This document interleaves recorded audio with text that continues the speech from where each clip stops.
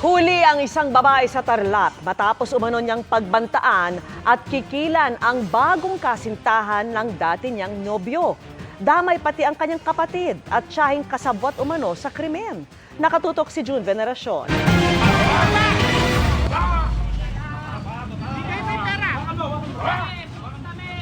Papatakas na raw sana ang nakamotorsiklong lalaking ito nang maharang siya ng mga pulis sa Concepcion, Tarlac.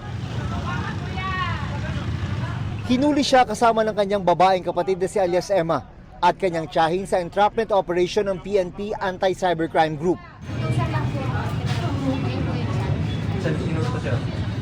Sino nag-utos sa'yo?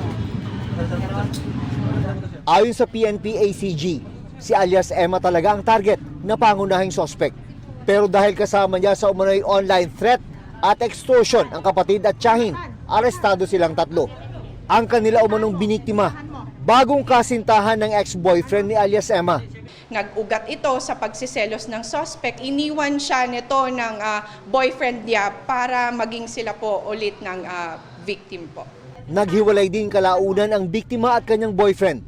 Dito na raw nagsimulang pagbantaan ni alias Emma ang biktima na ipapakalat ang mga pribado umanong larawan at video niya kasama ang ex.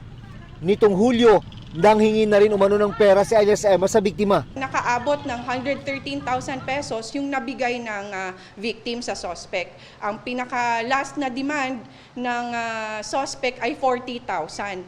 Doon na nagsumbong ang biktima sa PNP ACG kaya ikinasa ang entrapment operation.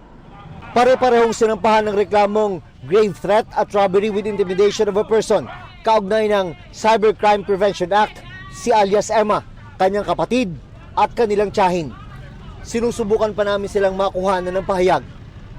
Para sa GMA Integrated News, June Veneracion, nakatutok 24 oras.